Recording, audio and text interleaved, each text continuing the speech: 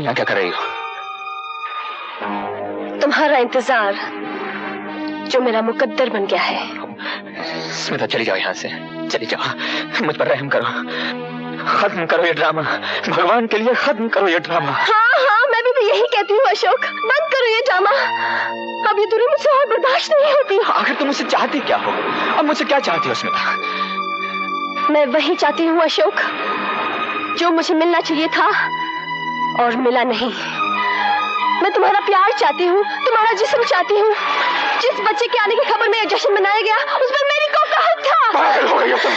क्या हुआ तुम्हें? दीवानी हो गई हो क्या? हाँ, मैं पागल हो गई हूँ, दीवानी हो गई हूँ। मेरे बदन से आग की लपटें निकल रही है। इस आग को ठंडा कर दो अशोक, नहीं तो मैं जलकर राख बन जाऊंगी। अशोक, मैं जलकर राख बन जाऊंगी। अशोक, मैं जलकर राख बन जाऊंगी।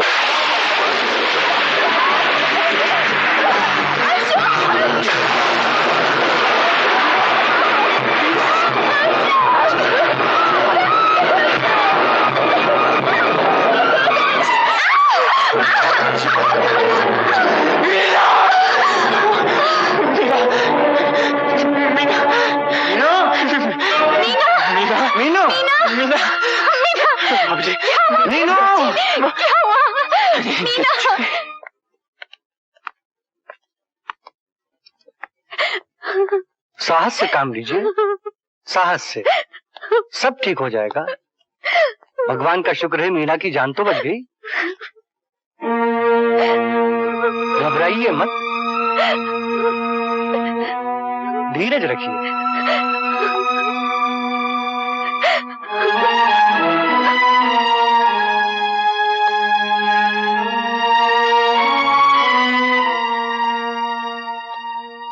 बाबूजी, मैं मीना से मिलने आया हूं बाबूजी। मीना शायद अब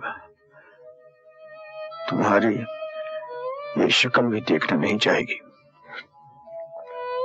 मुझे सिर्फ इतना बता दीजिए, वो कैसी है, उसकी तबीयत कैसी है बाबूजी?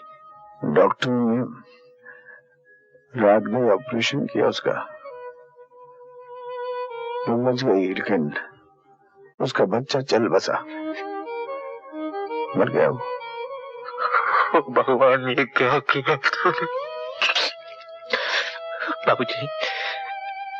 बाबूजी मुझे मीना से मिल लेने दीजिए, मैं आपके हाथ जोड़ता हूँ, मुझे मीना से मिल लेने दीजिए। एक कदम भी आगे बढ़ाया तो टांगे तोड़ दूंगा। हत्यारे हो तुम। एक नन्ही सी जान से तुमने जिंदा रहने का अधिकार छीन लिया। बाबूजी, बाबूजी, भगवान के लिए मुझे मीना से मिलने दीजिए। चला जा यहाँ से। ये क्या करते हैं? डॉक्टर साहब, निकाल दीजिए इसको। ये इंसान नहीं, दरिंदा है, खूनी दरिंदा, भेड़िया।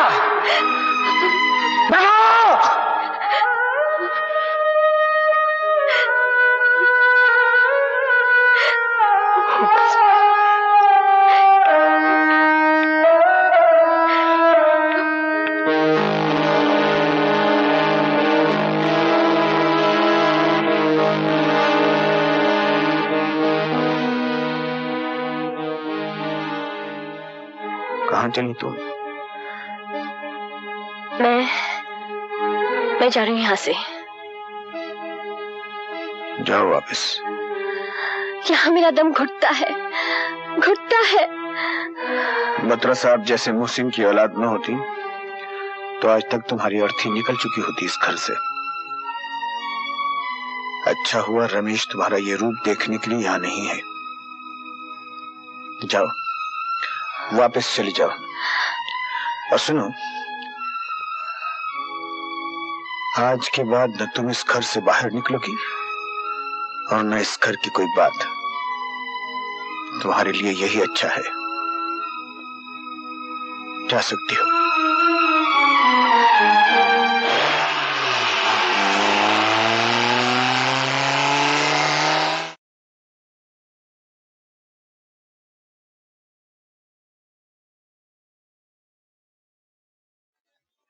क्या हुआ जी? आपने मुझे सीधे मिल क्यों बुलाया? सब ठीक तो है ना? बैठो, सब ठीक है।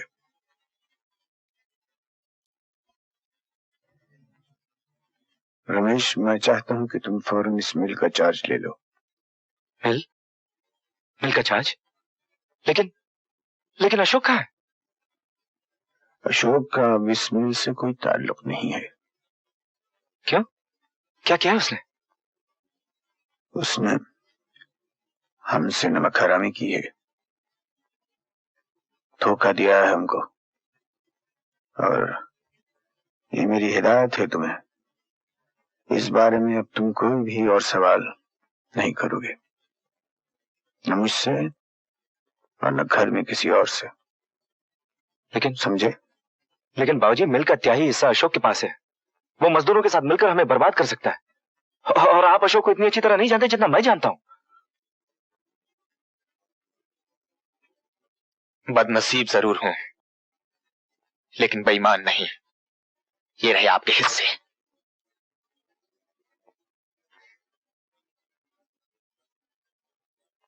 और ये रहा आपका सबसे बड़ा उधार बाबूजी, ये भी वापस कर रहा हूं। आज सारे हिसाब बराबर हो गए, अब कुछ बाकी नहीं रहा।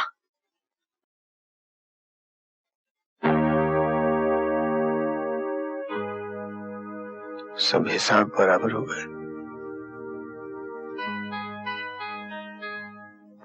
नाली के कीड़े भूल गए तो किस तरह कीचड़ में रेंग रहा था, भूल गया? मैंने तुझे कीचड़ से निकाला, एक बेकार सी गुमनाम सी चीज था तू। मैंने तुझे नाम दिया, तुझे हैसियत दी मैंने, और आज तू ये दांत का सिक्का मुझे दिखाकर कहता है कि सारे हिसाब बराबर हो गए। सर से पांव तक कर्जदार है तू मेरा, गाह हुआ है मेरे एहसानों के नीचे। तेरी जिंदगी का हर सांस मैंने तुझे उधार दिया। अगर कुछ और कहना बाकी रह गया है तो वो भी कह लीजिए, अगर नहीं तो दो बातें मेरी भी सुन लीजिए। चला जाए यहाँ से अशोक। रमेश, बदतमीजी नहीं, मैं यहाँ कोई हंगामा नहीं करना चाहता, और हाथ लगाने का हक मैंने सिर्फ बाबूजी को दिया है। चल बाबूजी। रमेश, होश में आओ, मैं कहता होश में आओ रमेश।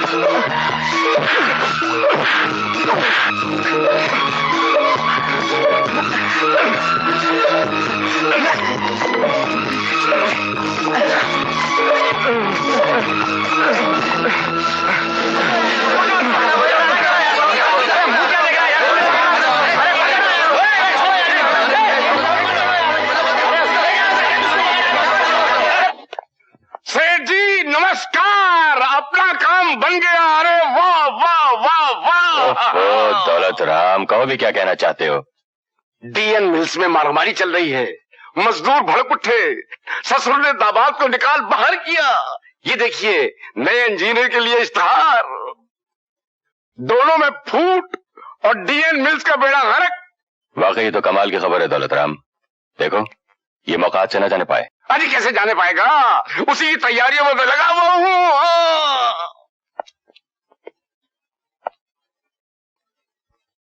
अब हिसाब बराबर करने का वक्त आ गया।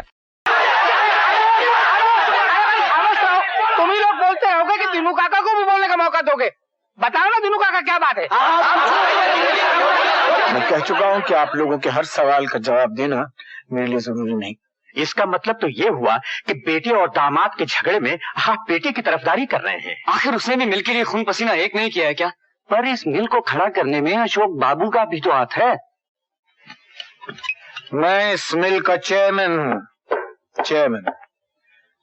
जिसे चाहूं रखूंगा, जिसे चाहूंगा निकाल दूंगा, और अशोक को मैंने निकाल दिया, और ये फैसला मैं नहीं बदलने वाला।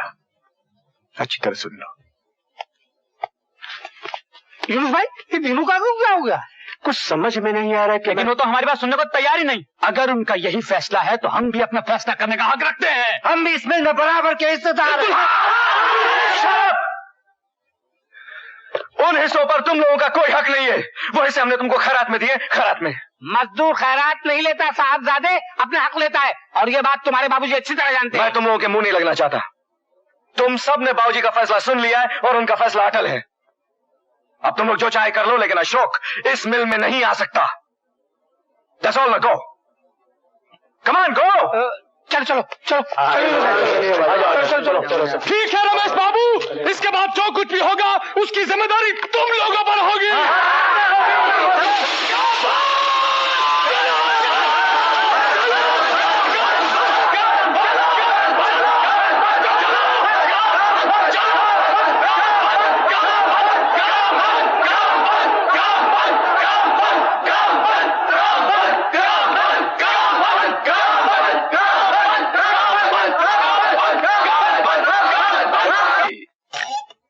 आग और तेज हो गई। दौलत राम, ये आग बुझनी नहीं चाहिए। आप चिंता न कीजिए, मैंने सब काम पक्का किया है। मजदूर एकता, मजदूर एकता,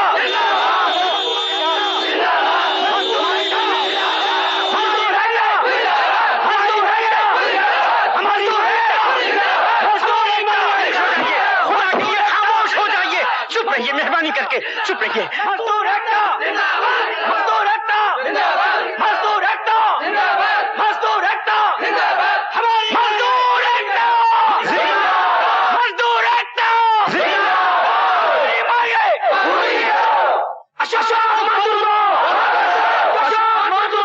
ये सब जो ये तुम कर रहे हो, पता है ये क्या है? अपने ही हाथों से बनाए हुए घर को आग लगाने पर तुले हुए हो तुम सब।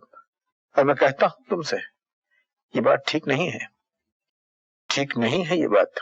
हम कुछ नहीं सुनना चाहते, मुद्दे की बात करो। अशोक के बारे में तुम्हारा क्या फैसला है?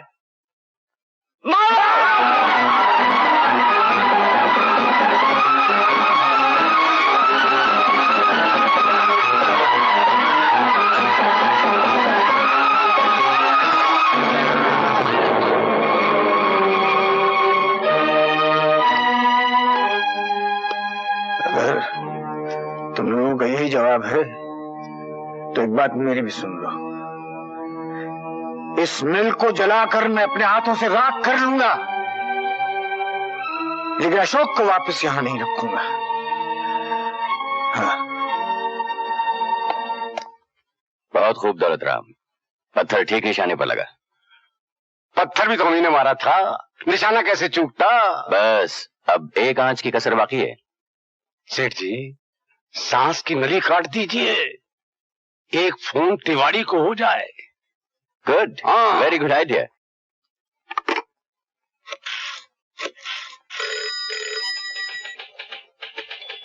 Hello, federal bank? कौन, मैनेजर बोल रहे हैं? हेलो तिवारी, मैं हीरालाल बोल रहा हूँ। भाई हमें तुम्हारी जरूरत पड़ गई है। फरमाइए। दीनानाथ को लोन नहीं मिलना चाहिए। अच्छा अच्छा, ओके।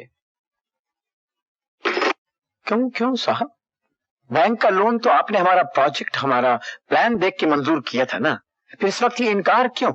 वहां मशीनें आई पड़ी हैं, हम लोगों को डिलीवरी लेनी है। डिलीवरी लेने से क्या फायदा दीनानाथ जी?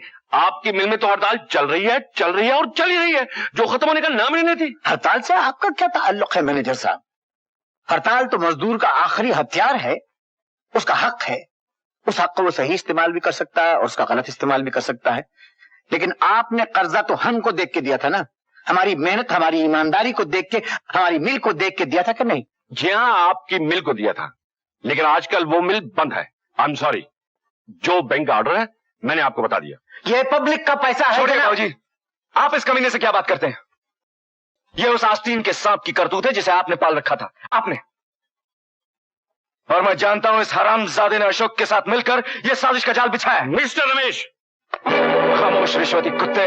रमेश, मैं तुम्हें तुम्हारी औकात बताकर ही दम लूंगा। जमादार, बुलाओ पुलिस को। अरे बुला पुलिस को, देखता हूं पुलिस क्या करती है।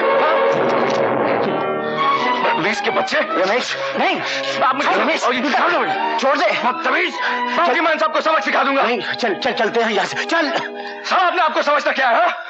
चल। क्या हुआ? होना क्या था? प्रोजेक्ट मंजूर करने के बाद बैंक कर्जा देने से इनकार कर रहा है। भैया हद हो गई है। दीनानाथ सक्सेना को कर्जा ना मिले ये तो हो ही नहीं सकता। अजी ये बैंक नहीं देता। वैसे ही आप हुक्म कीजिए, मैं आपके सामने रुपयों का ढेर लगा दूं। अजी आप बोलिए सही, दीनानाथ सक्सेना को पैसे की चिंता हो तो लाने दो मुझ पर। बोलिए कितना चाहिए? 10 लाख, 20 लाख, 50 लाख, कितना चाहिए आपको? मैं दिलवाता हूँ। अजी आइए ना, आइए अंदर आइए, मेरे साथ आइए, आइए आइए आइए आइए। दौलत राम जी, इन्हें क्यों तकलीफ दी? इनका तो पैगाम ही काफी था। लेकिन सेठ जी मैंने सोचा जो बात आमने सामने बैठकर हो जाए उसमें ज्यादा वजन होता है, इसलिए साथ ले आया। ये बात भी ठीक है।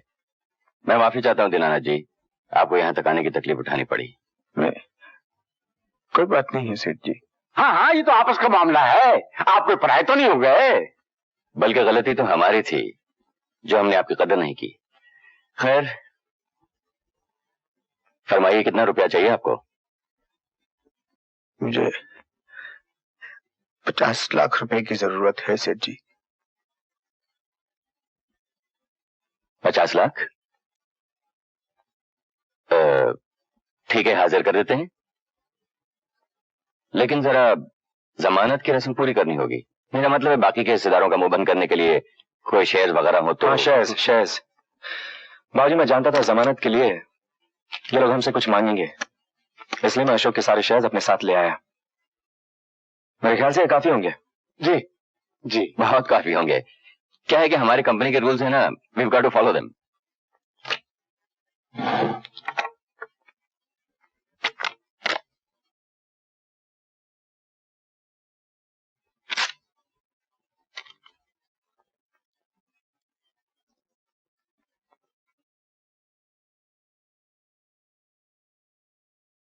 शुक्रिया सेठ। शर्मिंदा मत कीजिए।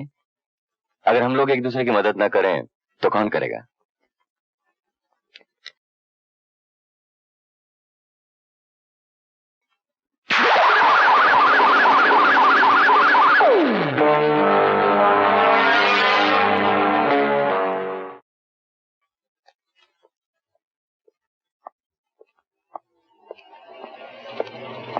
अशोक साहब आइए, कहाँ जा रहे हैं आप? चलिए हम छोड़ देते हैं।